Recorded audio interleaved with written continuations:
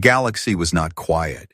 It never was. Countless voices from thousands of worlds spoke in the halls of the Great Council. Some shouted, some whispered. But today there was only one subject: humanity. The Zereth Empire stood proud, their tall reptilian forms glittering with jewels. Their leader raised his staff and his voice echoed, "These humans call themselves Deathworlders. They claim strength, but they are only fragile mammals. We will crush them if they dare rise."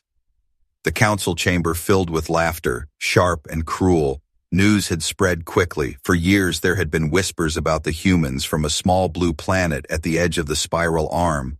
They were said to live on a world so harsh that even predator beasts from other systems would not survive. Storms, earthquakes, disease, endless wars, and yet humans thrived. They grew stronger because of it. Many thought it was only myth, a tale told to frighten young cadets. But the Zereth had grown tired of the stories. They wanted to prove the legends false. They wanted to show the galaxy that humanity was nothing but a weak spark in the void. Ambassadors from smaller empires whispered to each other. They looked nervous. Some believed the Zereth were making a mistake. Others were eager to see if the tales were true. All eyes turned to the great holoscreen at the center of the chamber. The challenge had been broadcast across every system. The Zerath leader leaned forward, his teeth sharp, his voice slow. "We, the proud empire of Zerath, challenge the humans. If they are Deathworlders, let them prove it. We will crush their fleets, and the galaxy will know they are nothing." The roar of approval shook the walls, but in the silence that followed, another sound broke through. It was calm, steady, cold. The holoscreen flickered and a Terran figure appeared. The human wore simple dark armor. Nothing grand. No thing covered in jewels, only a soldier's uniform, his eyes hard like steel. For a moment the chamber froze. Even the Zerath leader fell silent. The human spoke in a voice that carried more weight than shouting ever could. "You asked for proof. Now you will have it." The words were simple, but they cut through the laughter. Whispers spread like fire across the chamber. The aliens leaned back, some trembling, others angry. The arrogance of the Zereth cracked for the first time. The council speaker tried to regain control, his many arms waving. "Terran representative, the council seeks peace, not destruction. Please explain." But the human only looked around the chamber, his gaze calm, almost tired. "We did not seek war," the human said. "We built in silence. We worked in shadows, while you counted stars and treasures. We survived, we endured. We did not challenge you, but you called us weak. You challenged us. You will see why Deathworlders earned their name." The chamber shook with anger. The Zereth roared, "Empty words, mammal. Show us your strength. Let us see your so-called Deathworlders bleed."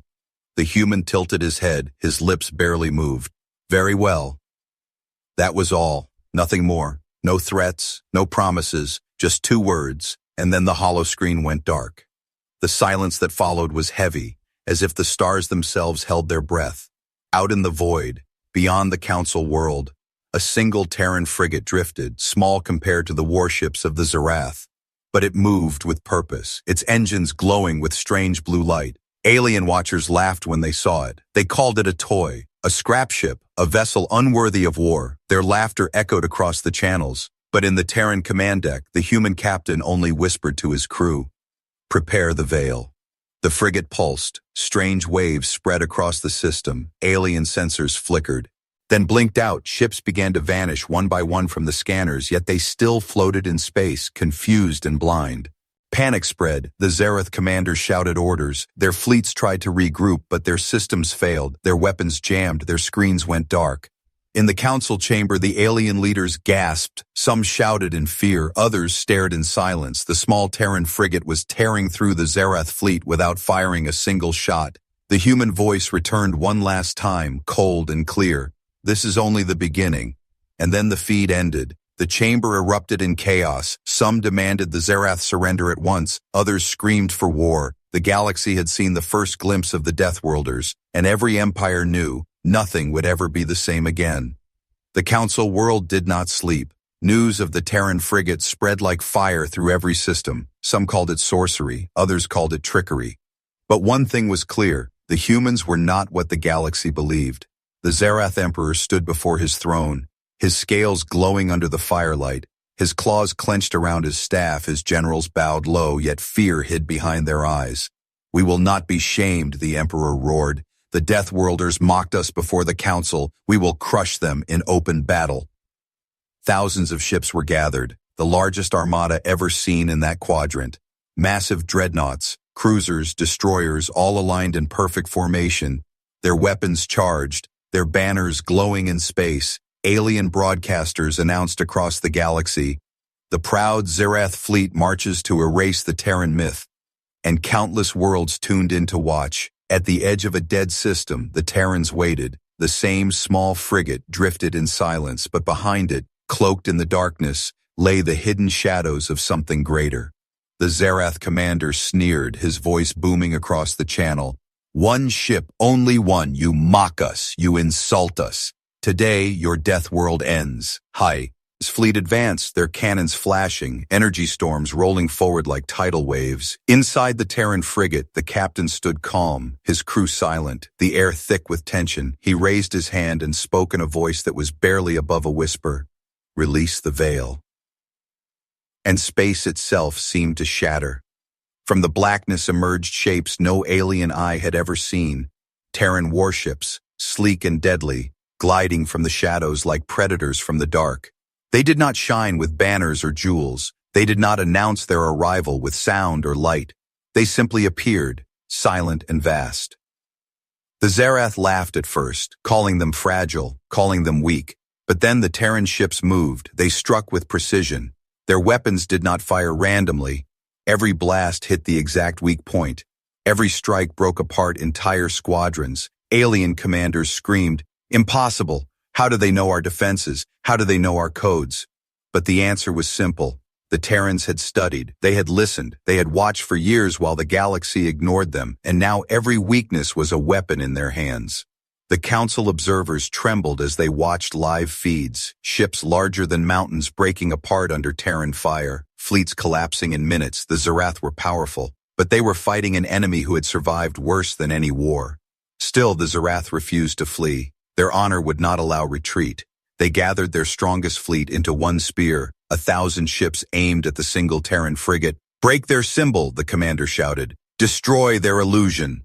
The alien fleet surged forward, energy beams tearing through the void, explosions lighting up the darkness. The frigate seemed small, fragile. Seconds from destruction, the galaxy held its breath. But then the frigate pulsed again, its hull glowing with strange light. A field expanded around it. Alien weapons passed through the shield as if striking air. The Terran captain's voice echoed across the comms, calm, merciless. "Your mistake was thinking we came to fight fair." And suddenly the stars themselves seemed to bend.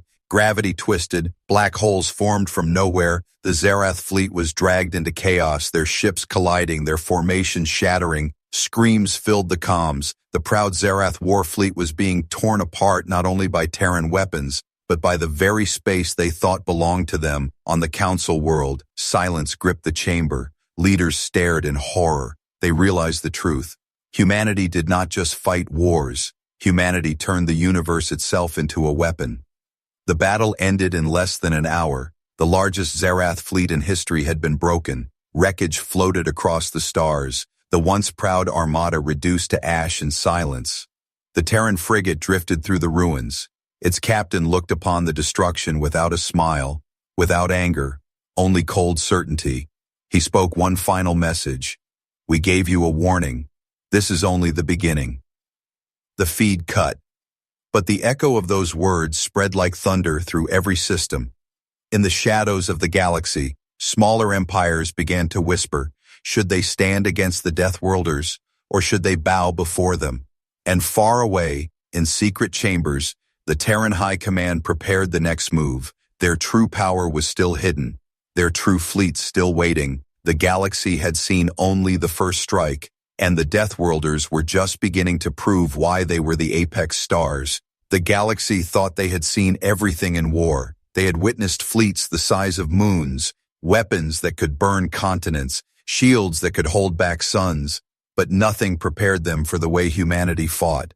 The ruins of the Zerath fleet still floated in space, wreckage scattered like broken bones. Across the galaxy, leaders gathered in secret chambers, their voices low, their eyes filled. Iasi, with fear.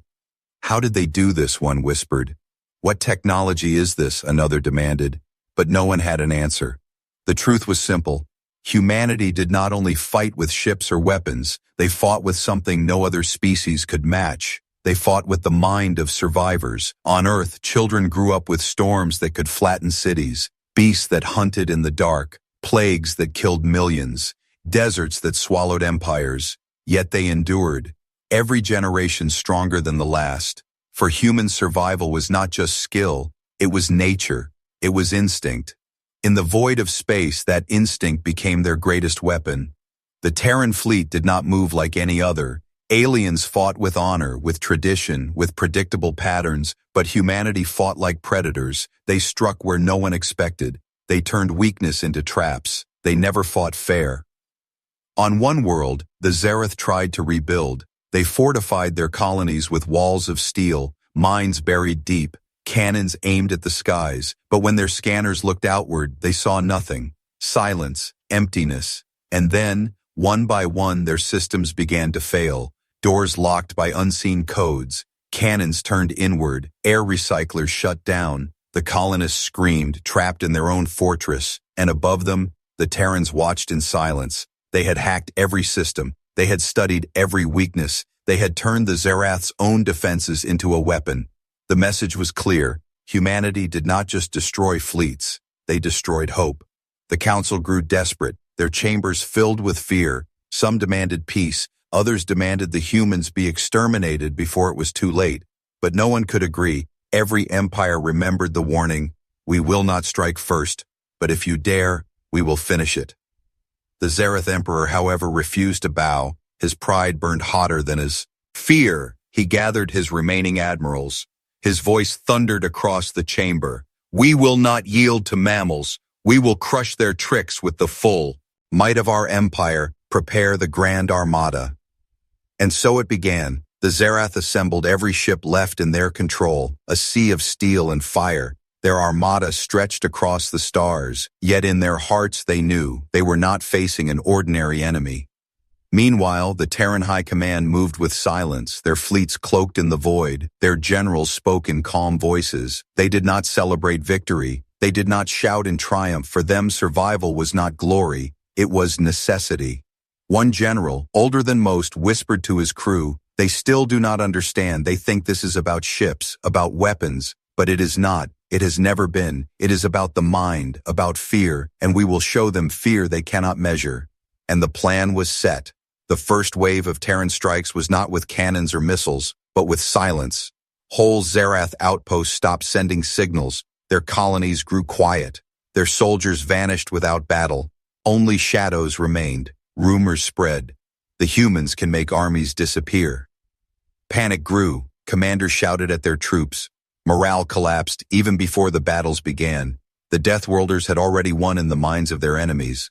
But still, the Zerath pressed forward, their pride refusing surrender. They would not bow until the last star of their empire burned out. The council trembled. Smaller empires whispered of escape. Some begged to ally with the humans. Others planned to betray the Zerath while they still could. But no one dared speak too loud, for the galaxy had begun to realize humanity was not rising to power.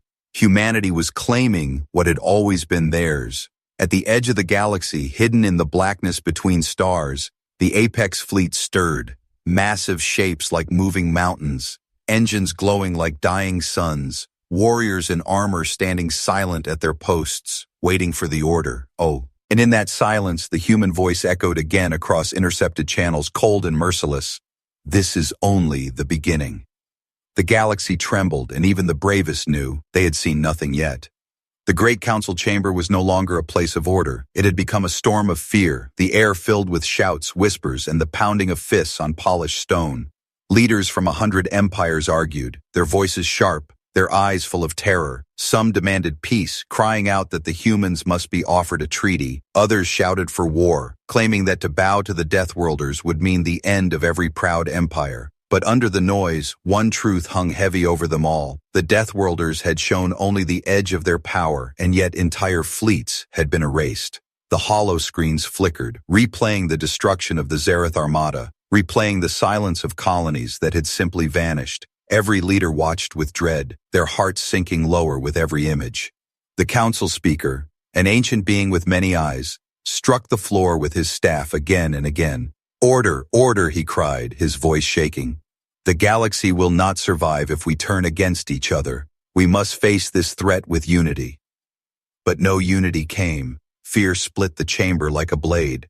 A representative from the Scythi, their slender frames trembling, whispered, "We should submit. The humans are not conquerors. They warned us. They will not strike first. Let us not provoke them further." Instantly, the Zerath ambassador slammed his clawed hand on the table. His voice thundered, "Cowards! You tremble like prey, but we are hunters. We will not kneel to mammals." His words echoed, but even his own allies avoided his gaze. Their silence betrayed their doubt. In the shadows of the chamber, a messenger hurried forward, his voice urgent. "Another fleet lost. 3 colonies gone silent, no survivors, no wreckage, only silence." The chamber froze. The council speaker turned his eyes to the Zerath, his tone heavy. "Your empire bleeds, your pride has doomed you, and if you fall, we all fall." But the Zereth emperor, speaking through his hololink, only bared his fangs. "Better to die in fire than bow to humans." His pride burned brighter than fear, though his generals behind him looked pale and broken. Whispers spread among the smaller empires, some already sending secret envoys toward Earth, desperate to beg for mercy, desperate to swear loyalty. The galaxy was fracturing, and then another message arrived. A single Terran transmission intercepted by council channels. The voice was calm, patient, merciless. "We warned you. We asked for silence, but you would not listen. You called us weak. You dared to mock us. Now we will show you why Deathworlders never bow and why our enemies never rise again." The chamber erupted. Some leaders screamed. Others collapsed in despair. Fear crawled into every corner. The council speaker's staff slipped from his trembling hand. For the first time in history, the council did not debate victory. They debated survival. Far across the stars, Terran fleets moved in silence. They did not boast. They did not celebrate. For them, war was survival, nothing more. And survival was something they knew better than any other species. The council trembled, but the humans did not. And as the Zereth gathered their last strength for an invasion of Terran space, the galaxy knew that the storm had only begun. The question was no longer who would win. The question was who would still exist when the war ended.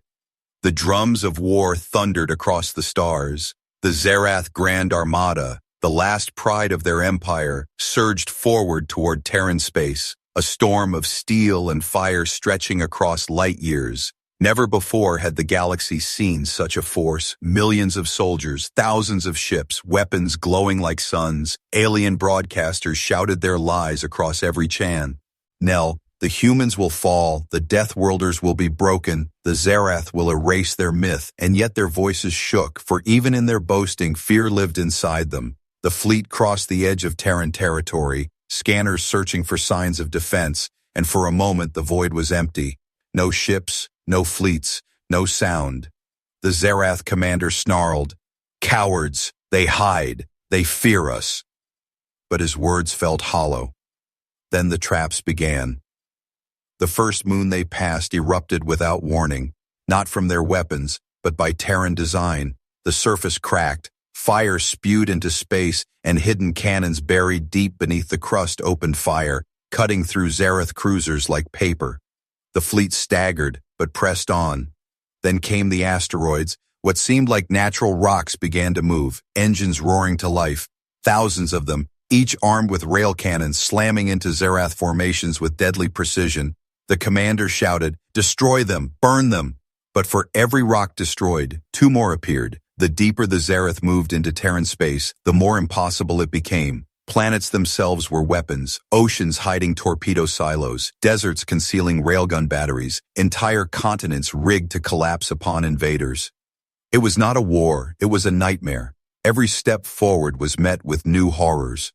On board the Council world, leaders watched the invasion live, their hearts sinking. They whispered. They turned their home into a fortress. They turned every world into a weapon. And with every image of burning Zareth ships, their fear grew. But the worst had not yet come. At the heart of Terran space, the Zareth fleet finally found what they had sought. Earth itself, the blue planet, glowing under its sun, so small, so fragile. The Zareth Emperor's voice roared across the fleet. Crush them! Wipe their world from the stars! The Arshui. Meta surged, millions of weapons charged. But before the first shot landed, the sky darkened. From the void emerged shapes unlike anything the galaxy had ever seen. Massive warships, larger than cities, moving with the silence of predators, their hulls black as the abyss, their engines burning like dying stars. The Apex fleet had awakened. The Zarath froze, their weapons faltered, their courage drained. The Terran ships moved like shadows, each one carrying more firepower than entire enemy armadas. The Terran commander's voice echoed across every channel, cold and merciless. You came into our home. You came to erase us. Now you will see why no empire survives the wrath of Deathworlders. And the sky itself seemed to burn. The Apex fleet unleashed its fury. Energy storms brighter than suns ripped across the void. Zarath ships exploded by the hundreds, then by the thousands. Formations shattered, dreadnoughts torn apart in seconds. The Zarath had believed they were the hunters, but in Terran space, they were only prey. From the surface of Earth, billions of humans watched in silence, their faces calm. They did not cheer, they did not celebrate. For them, this was not victory, it was survival. The Zarath commander screamed for retreat, his words lost in the chaos, ships fleeing in every direction. But there was no escape. The Apex fleet hunted them down like beasts, merciless and precise. The invasion that was meant to destroy humanity became the death of the Zarath, their empire's last pride reduced to ashes. And yet, as the wreckage drifted across the void, the Terran commander gave a single order. Do not pursue beyond the line. Let them crawl back to their emperor. Let him see what remains. It was not mercy, it was a message. And across the galaxy, that message was heard loud and clear. The Deathworlders had shown their true power. And the galaxy trembled. The galaxy had seen the Zarath armada fall, but what came next was worse. It was not defense, it was not survival, it was war unleashed. The Apex fleet moved like a storm across the stars, their black hulls glowing with faint light, silent predators cutting through the void. Everywhere they went, Zarath defenses crumbled. On a frontier world, Zarath soldiers dug into their trenches. Cannons pointed at the skies, their commanders shouted courage into the comms. But when the shadow of Terran ships passed over their world, courage melted into silence. The first strike came without sound, energy lances burning through fortresses as if they were paper, bunkers collapsing into fire, soldiers fleeing without orders. The humans did not waste words, they did not boast, they did not threaten, they simply advanced. In one system, the Zarath tried to hold the line with 3 dreadnought fleets, their banners glowing red, their ships bristling with weapons. But the Apex fleet split like a hunting pack, their ships weaving between enemy formations with impossible precision. Every Terran shot hit the heart of a target, every Zarath blast fell into empty void. The Council watched in silence, no longer debating, no longer shouting, only trembling, for the truth had become clear. Humanity was not just defending its home, it was proving to the galaxy that no power could stand against the Deathworlders. The Terran High Command issued one final order: advance to the core, break their empire at the root. And so the Apex fleet moved toward the Zarath homeworld. Panic spread across the empire, colonies abandoned, soldiers deserting, generals begging for mercy, but their emperor refused to kneel, his pride greater than his reason. He broadcast across the galaxy, "We are Zarath, we will not bow. Let the humans come, let them see our world. We will fight until the last stone burns." The Terrans answered with silence. Then came the march of destruction. Planets fell one by one, not destroyed fully, but broken, their fleets shattered, their defenses ruined, left as warnings to all who still dared resist. Cities burned, skies blackened, and always the human voice followed, cold and calm. "You chose this war, and you will remember it." At the edge of the Zareth core system, the Apex fleet gathered, millions of humans watching from their own worlds, billions of aliens holding their breath across the galaxy.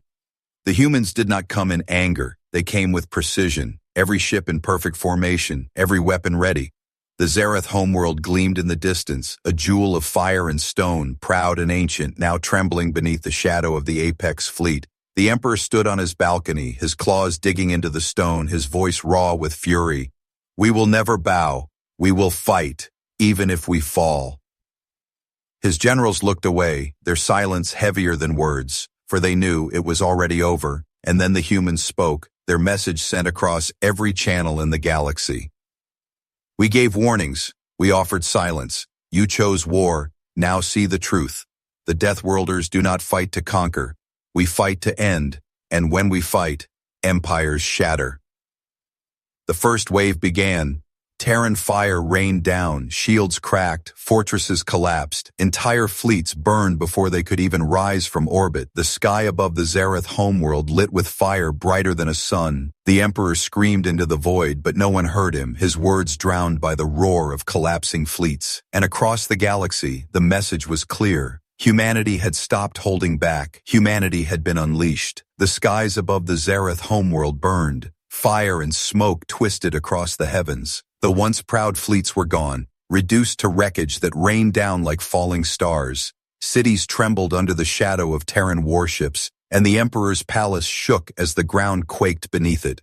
The Emperor stood tall upon his throne, his scales cracked, his crown tilted, his voice breaking as he roared, "We are Zarath, we do not kneel, we do not fall, humans are vermin, they cannot rule, us."